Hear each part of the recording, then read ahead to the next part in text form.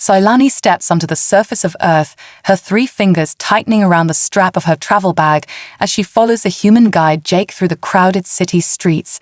Towering structures of metal and glass rise into the sky, flashing lights, and moving images display messages in human script.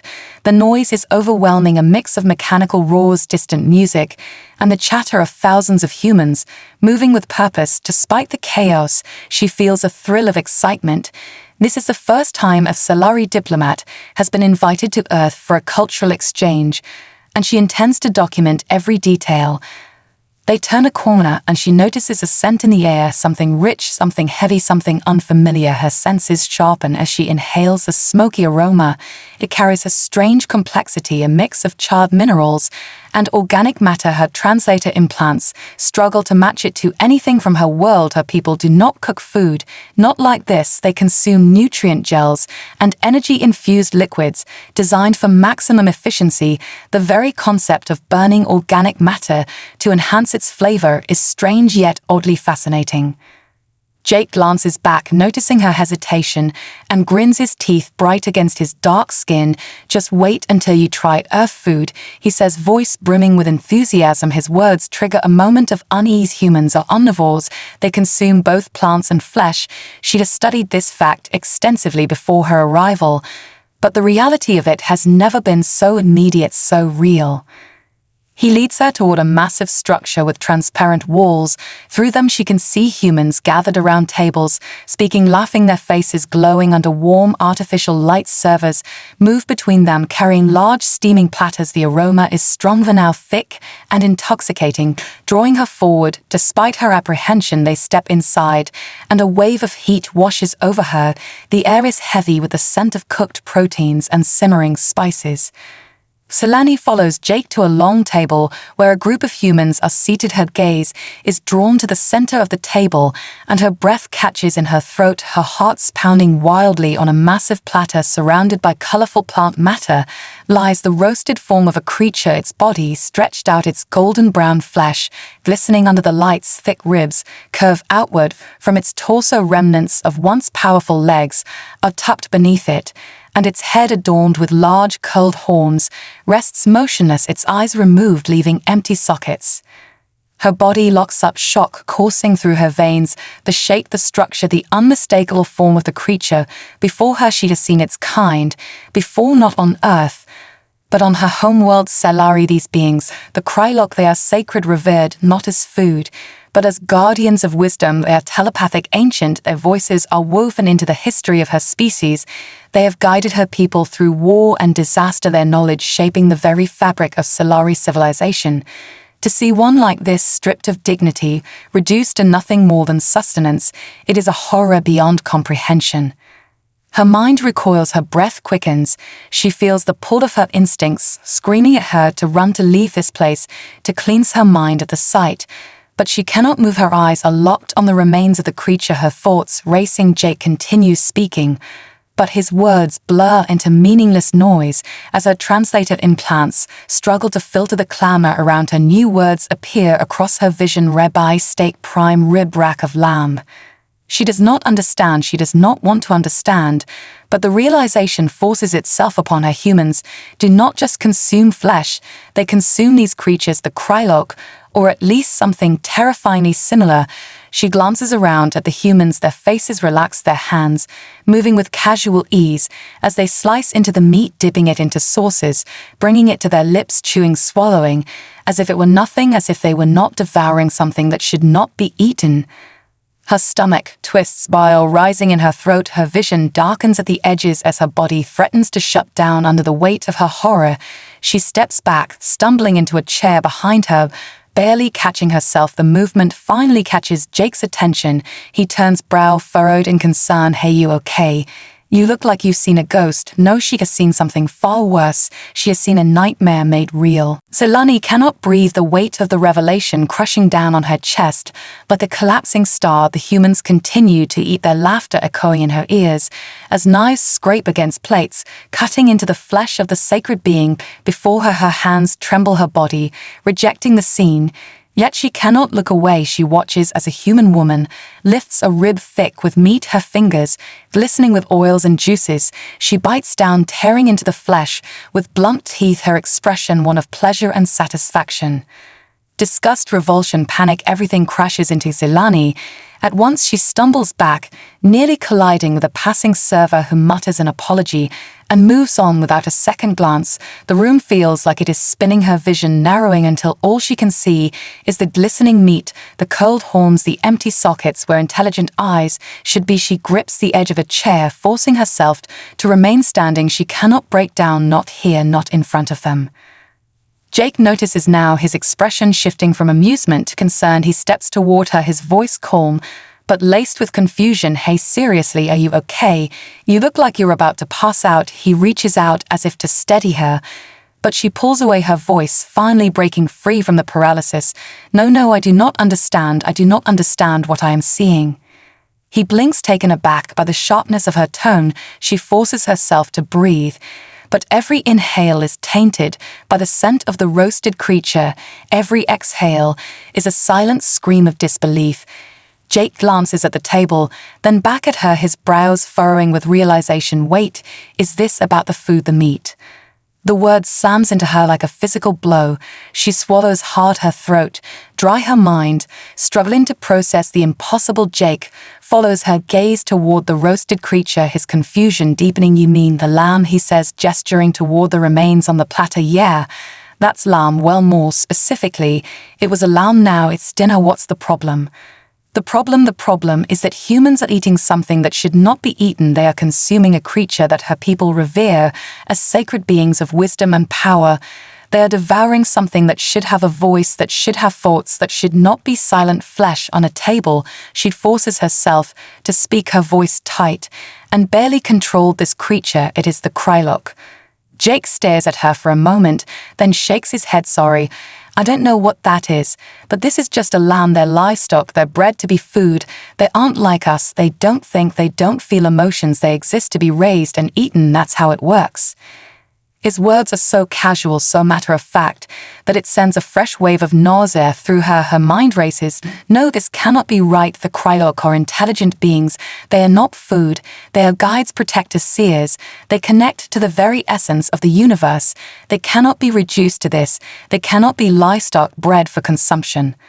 But the evidence is before her, humans of eating them, and they do not even know what they have done. Zelani stares at Jake, her vision blurring as her mind battles against the reality before her. She has studied human history, their wars, their conflicts, their triumphs. She knows they are a species of innovation and resilience. But now she sees something else, something far more terrifying. They do not question, they do not hesitate, they consume without remorse. They look upon this creature and see nothing more than sustenance. Her throat tightens, her pulse hammering against her skin. She wants to believe Jake is lying, that he is mistaken, but his expression is open, honest, confused. He does not understand why she is reacting this way, because to him, to all of them, this is normal. This is right. She sways slightly, forcing herself to focus. She must understand, she must know the truth. She must see these creatures alive to prove to herself that this is some horrific coincidence, and not what she fears it to be. "Take me to them." Her voice is hoarse, but firm. Jake frowns. "What, to a farm?" "Yes," she says without hesitation. "I must see them. I must see these creatures living, breathing. I must know that they are not what I think they are." Jake hesitates, glancing back at the table, at the people, still eating, still laughing, completely unaware of the crisis unraveling inside her. Then he nods. "All right, yeah, we can do that if it'll help you understand." She follows him out of the restaurant, the city's noise crushing around her. But none of it reaches her ears. All she can hear is the sound of flesh being torn by human teeth. All she can see is the roasted remains of the sacred being. All she can smell is the smoke of its burning form. She clenches her jaw, walking faster as if distance alone can erase the memory from her mind. Jake hails a transport vehicle, and within minutes they are speeding away from the towering structures of the city, the landscape shifting to open fields and rolling hills. The farm is vast, stretching as far as her enhanced vision can see. Patches of green pastures divided by wooden fences. Animals graze lazily under the sunlight, some lying in the grass, others clustered near feeding troughs. Zelani barely waits for the vehicle to stop before stepping out, the scent of soil and vegetation thick in the air, but beneath it, she detects the unmistakable presence of life. "There they are," Jake says, pointing to a section of the pasture. Large creatures stand in the open fields, their bodies covered in thick wool. Some have curled horns like the one she saw in the restaurant. Others have none. They move slowly, chewing on the grass, their ears flicking at the sound of the wind and distant machinery. She takes a step forward, her heart pounding louder than before. If they are truly the Krylok, if they are what she fears, she will know, she will reach out. And she will hear their thoughts, feel their presence, just as she always has with her people's sacred guardians. She exhales, slowly stretching out her mind, reaching for the connection that should be there. She expects to feel the pulse of intelligence, the echo of thoughts, the ancient wisdom of beings that have existed alongside her kind for millennia. But there is nothing, no voice, no presence, no awareness, just an empty silence that sends a cold wave of dread crashing over her.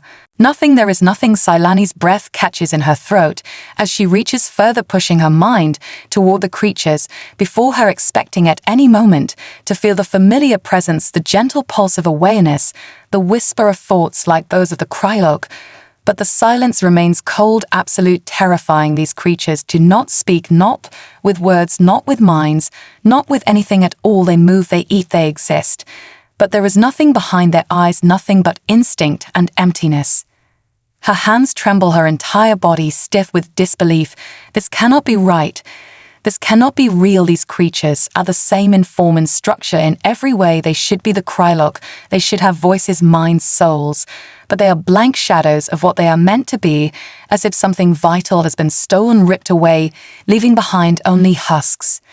Jake watches her, his expression unreadable concern flickering in his eyes. "You see," he says gently, "they're just animals, no different from any other livestock on Earth. We raise them, take care of them, and yeah, we eat them. That's how life works." Silani barely hears him, her mind spinning as she steps closer to the nearest creature. It lifts its head, lazily staring at her for a moment. Before returning to the grass, she reaches out, placing her hand against its thick wool, feeling the warmth of its body, feeling the slow, steady rhythm of its heartbeat. But there is no recognition, no spark of understanding, just passive existence. She pulls her hand away slowly, her mind racing. There is no mistake. This is the Krylok, or what remains of them. Something happened here, something terrible, something unnatural. These creatures were not always like this. They could not have been her people. No, the Krylok, as the ancient guides, beings who share knowledge across generations, who pass wisdom through the stars. They are connected to something greater, something beyond the physical world, and yet here they are nothing but meat and bone. This is not evolution, this is not natural. Something changed them, something took away what made them more than animals. Her fingers tighten around the device on her wrist. She has to know, she has to see the truth. She activates her bioscanner, the blue light sweeping over the creature's body, analyzing its genetic structure. Her screen fills with data, and what she sees makes her stomach twist. The sequences are almost identical, but not completely. Something is missing, something critical. Jake notices her reaction. "What is it? What do you see?" She looks up at him, her eyes sharp, burning with questions. "The genetic code of these creatures is nearly identical to the Krylok," she says slowly, carefully measuring each word, "except for one key difference. There is a sequence missing, the sequence that grants intelligence, sentience, awareness. It is as if something stripped it away, erased it from their very being." Jake frowns. That doesn't make sense. If they were ever intelligent, how would that even happen? Evolution doesn't just remove intelligence. Silani exhales slowly, her gaze drifting back to the silent grazing creatures. No, evolution does not do that, but something else might, something or someone, and she intends to find out who. The discovery shakes Silani to her core. She stands there on the edge of the pasture, her mind buzzing with questions, and fears the absence of the key sequence within the creature's genetic code is too specific, too deliberate. It cannot be a random mutation. No, evolution does not simply erase intelligence. As Jake suggested, evolution shapes life, but it does not rob it of its essence. Someone had to intervene, someone had to actively remove what made these creatures what they once were. She clenches her fists, her thoughts racing, her eyes darting between the animals in the field, their peaceful existence, now a grotesque mockery of the beings she had once revered. Jake watches her closely, his brow furrowed, as he tries to make sense of her reaction. But he cannot understand, not yet to him these creatures are just livestock bred for consumption, raised for the singular purpose of feeding humans. He has no knowledge of the sacred role the Krylok played in Selani's world, no understanding of the gravity of the situation. She takes a deep breath, steadying herself. She cannot break down now. Not when she is so close to the truth. There must be something more, something that links the Krylok to these creatures, something that explains the transformation, something that can show her how and why this happened. She taps a series of commands into her wrist device, calling up the human archives, their records on livestock, breeding, ancient animal husbandry, genetics. Surely there must be some clue in the data that can explain this. After a few moments, the screen lights up, revealing a wealth of information. Selani quickly sifts through it. The records are detailed, spanning centuries of human agricultural practices. She finds what she's looking for, an entry buried deep within the archives, a series of experiments conducted hundreds of years ago under the guise of genetic research. The goal was to breed livestock with more efficient growth rates, more muscle mass, more flesh to feed a growing population. But as she scrolls further, she finds something far darker hidden within the same records. The experiments were not merely aimed at improving physical traits. The scientists involved were also attempting to manipulate cognitive functions to create animals that could be more easily controlled, more obedient, more docile. They had attempted to remove any traces of higher intelligence from the creatures. They believed it would make them easier to manage, more suited to their role as food. Selani freezes as she reads further. The scientists involved in the project had been aware of the creature's potential intelligence, but they saw it as a flaw. They believed that the being's telepathic abilities, their awareness, their connection to something greater made them dangerous, unpredictable. So they altered their genetic code step by step, systematically removing their cognitive capacity until they became nothing more than simple animals, the same creatures she sees before her now. Her breath hitches. She cannot believe what she is reading. It was not an accident. It was deliberate. It was a human decision, a choice made in the name of efficiency, a choice that had stolen something irreplaceable, something sacred. And Selani realizes then that the Krylok are not gone. They have simply been erased from existence by the very species that now eats them. This knowledge burns in her chest hotter than the sun. The realization is crushing. And yet, there is a part of her that feels a terrible sense of guilt. Perhaps her own people had a hand in this history. Perhaps her ancestors had once visited Earth and unknowingly guided the humans down this path. Or perhaps it had always been humans who had taken the knowledge of the Krylok, twisted it, and used it for their own purposes. She glances up at Jake, who stands a few paces away, his expression one of growing concern. He has no idea how to process the information she has just uncovered, and he doesn't need to know, not yet. She will not burden him with this truth, not now, not until she understands it herself. Selani turns away from him, her heart heavy with the weight of what she now knows. The silence of the pastures seems louder than ever, and for the first time since her arrival on Earth, she feels truly alone. Selani's mind races as she walks through the open field, the weight of the discovery crushing her chest, her every thought tangled in a mess of questions. What kind of beings are humans? If they can erase entire species without a second thought, what kind of history is buried beneath their actions? What led them to treat creatures with such reverence, only to then reduce them to tools for consumption? Her wrist device hums softly as she runs through the archived data again. She can't shake the nagging feeling that there is something more to this, hidden somewhere in the records, something that will explain why this happened, why the Krylok were treated this way, why their connection to Earth was severed so completely. She digs deeper, searching for anything that might indicate a link between the Krylok and early human civilizations. As she sifts through endless documents and texts, she begins to find small patterns buried in the footnotes and references, phrases that she has seen before in ancient Solari texts, references to beings that lived alongside early humans, beings with the power to shape minds and the wisdom to guide civilizations. The patterns begin to form a troubling picture. Selani's pulse quickens as she uncovers evidence suggesting that the Krylok were once present on Earth, not as animals, not as creatures to be controlled, but as sentient beings who shared knowledge with humanity in the distant past. The records speak of ancient alliances of shared wisdom and knowledge exchanges between the Krylok and early humans. The more she reads, the more she understands humans had known of the Krylok, once they had spoken to them, once they had learned from them. But something happened, something catastrophic, that severed the connection between them. The records begin to show signs of a violent rupture, a conflict between those who wanted to preserve the sacred bond with the Krylok and those who saw them as nothing more than a resource to be exploited for profit and power. Her mind flashes to the image of the creature on the table, the roasted beast, with its twisted horns, its once noble form, now reduced to nothing more than flesh for consumption. The realization strikes her like a physical blow. The Krylok were not just erased from existence, they were turned into the very thing they had once guided humanity to avoid. They were transformed into livestock. Solani's chest tightens as she reads more. The historical accounts grow darker and more fragmented. References to war and destruction are buried in between passages of prosperity and enlightenment. It seems as though the Krylok had been the keepers of balance on Earth. Once they had shared their knowledge freely with humans, helping them avoid the destructive path they had once traveled down.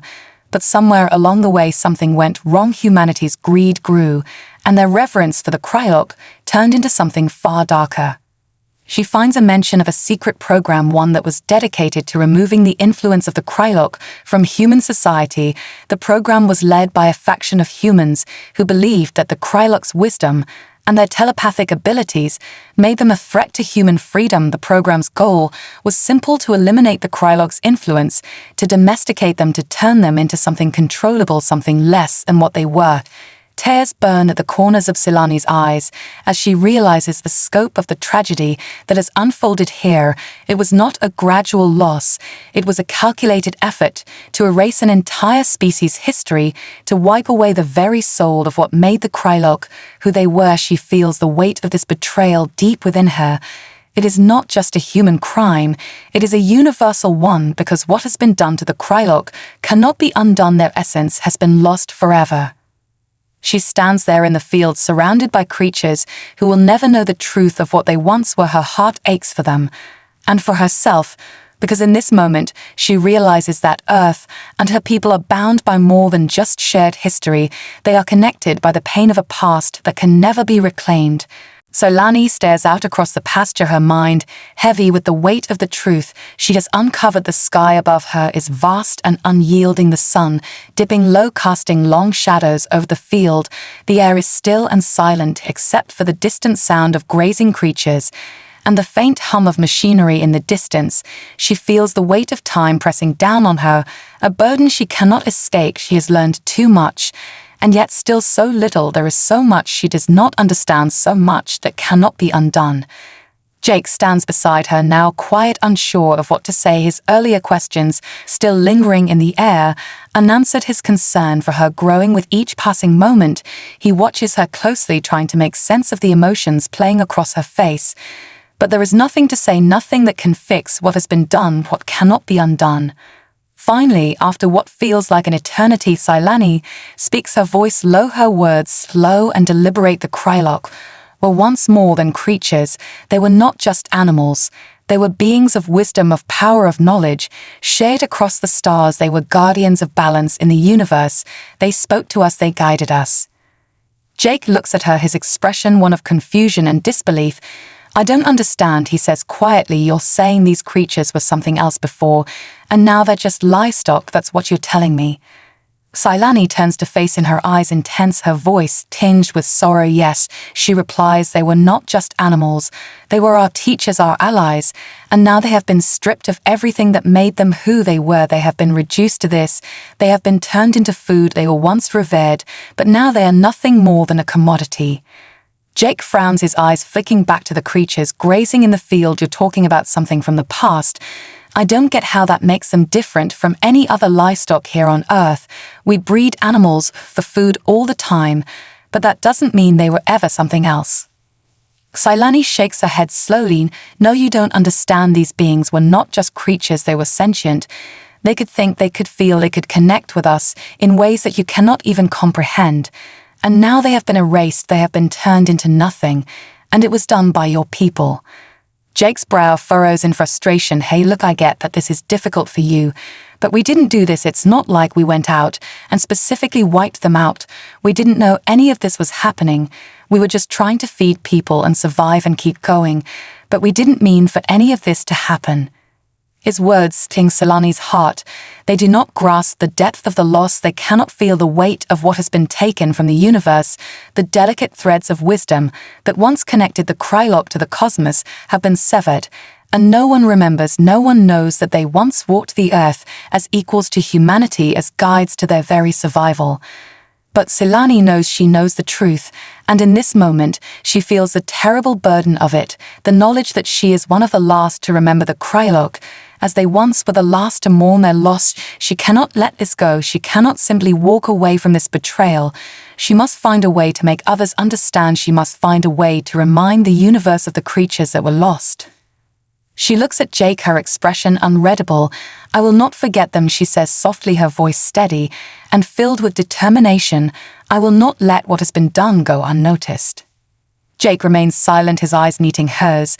As the weight of her words sinks in, he still does not fully understand. But he knows that whatever this is, it goes far deeper than anything he could have imagined, far beyond the scope of his own reality. Selani turns away from him, her gaze falling on the horizon. She knows that the journey ahead will not be easy, but it is one she must take to uncover the truth, to restore what was lost, to find a way to bring the Krylok back from the void they have been cast into, even if it costs her everything. Selani walks away from Jake, her mind set on a singular path. There is no going back now, no easy way out. The truth she has uncovered cannot be ignored. Not by her, not by anyone. The Krylok are gone, not dead, but erased. And in that erasure lies a tragedy far beyond her comprehension. She must find a way to restore what was lost, to give their memory back to the stars, to undo the damage that has been done. The world around her seems unchanged. The fields stretch on endlessly. The sun continues its slow descent into the horizon. But to Selani, everything has shifted. The weight of history presses on her shoulders as she steps forward, each footfall echoing with the ghosts of a past long buried. She has the answers now, but those answers feel like a curse. They reveal a loss that can never be reclaimed, a wrong that cannot be righted. But still she moves forward, because there is no other choice. The Krylok's wisdom must be remembered. Their existence must be known to those who have forgotten, those who never knew. She cannot let them fade into the obscurity of history. She cannot let them be nothing more than a footnote in humanity's past. The first step is clear. She needs to find more evidence. She needs to gather all the knowledge she can about the genetic tampering, the experiments that erased the Krylok's intelligence. She needs to understand who was responsible, who started this, who had the power to manipulate the fate of an entire species, and who still has the power to undo it. As Selani walks, her mind flickers back to the records she found in the archives. They pointed to a specific group of humans, a faction within the early agricultural society, one that had the resources and the influence to manipulate the Krylok's genetic code. She has to track them down, find out who they were, what they wanted, why they did this. It is a dangerous path, one that will take her deep into the heart of humanity's dark history, into the places where secrets are buried and lies are woven into the fabric of civilization. She knows she cannot do it alone. She needs allies. She needs those who are willing to listen to the truth, those who can help her uncover the full scope of the conspiracy and fight back against the forces that erase the Krylok from existence. But first she must find them, and finding them means going deeper into the world of humans than she ever thought possible. She will have to navigate the web of power and corruption that has taken root in their society. She will have to confront the very people who have kept this truth hidden for so long. And yet, as she walks through the quiet fields, a sense of resolve settles over her. She will not be deterred. She will not be silenced. She will uncover the full truth. No matter the cost, she will restore the Krylok's place in the universe, even if it means challenging everything she thought she knew about humanity, about her own people. The stars above seem to whisper to her as she walks there, distant and cold, but their light reaches her heart. She knows she is not alone. Even in the face of such overwhelming darkness, she feels the presence of the Krylok, somewhere out there in the cosmos, waiting for someone to remember, waiting for someone to bring their light back into the world. Solani's path is set, her mission is clear, the road ahead will be long and fraught with danger. But she will not stop, she will not rest until the Krylok's legacy is restored, until their voices are heard once more. Solani reaches the edge of the city where the towering buildings fade into the horizon behind her, and the open wilderness stretches before her. She stands at the crossroads of history and future, caught between the two worlds that have shaped her journey. Her body aches with fatigue, but her resolve burns brighter than ever. She has come this far, but the hardest part is still ahead. Uncovering the secrets buried in the archives was only the beginning. Now, she must confront the people who caused this destruction. She must face the powers that still operate in the shadows of the world. Her thoughts flash back to the moment she first discovered the truth about the Krylok, how they had been so revered, so sacred, and how that reverence had been twisted into something dark, something vile. She thinks of the creatures now grazing on the fields, reduced to mere livestock, their minds dulled and silenced by human greed and ambition. But she cannot dwell on the pain of it, not now. Not when there is still so much to do. She has the information, the evidence to expose the lies. She has the knowledge to seek justice for the Krylok and for the universe that has lost so much because of them. Solani steps forward into the wilds of humanity's past, where ancient ruins still whisper of forgotten alliances and lost civilizations. She knows she must go to the oldest of human archives to find the final pieces of the puzzle, to find the names of those responsible for the Krylok's transformation, and if there is a way to undo it. The journey is long and grueling. She traverses cities and wild lands, crossing paths with those who do not care for the past, who have no interest in remembering what was lost along the way. She faces many challenges, but her determination never falters. She will find the truth no matter the cost. Her search eventually brings her to a forgotten place hidden deep beneath the earth, a massive complex of stone and metal where the oldest records are stored, where the secrets of the past have been locked away for generations. The walls are cold and silent, but to Solani, they hum with the energy of a forgotten time. Within the labyrinth of this hidden place, she finds what she's looking for, the final key to the mystery, the identity of those who had orchestrated the removal of the Krylok's intelligence. Their names are etched into the ancient stone walls. The truth is clear now. It was not just one group, but a network, a coalition of powerful figures from various sectors of society who had come together for one goal: to erase the Krylok's influence and harness their power for their own gain. The realization hits her like a wave. Their plan had been larger than she could have imagined. Their goal had not been to destroy the Krylok completely, but to control them, to use their wisdom and abilities as tools of manipulation, as weapons of influence. And in the process they had stripped them of their essence, turned them into mindless creatures, fit only for consumption. With the evidence in her hands, Solani knows what must be done. She will expose this conspiracy to the world. She will reveal the truth of what happened to the Krylok. And to humanity, she will fight back against the forces that have kept the truth hidden for so long. And she will restore the legacy of the Krylok to its rightful place in the stars. As she steps out of the hidden complex and into the light of a new day, she feels a sense of finality, but also of hope. The path ahead is uncertain, but she is no longer afraid. She has found her purpose, and she will see it through to the end. For the Krylok and for the universe, she will make their voices heard once more.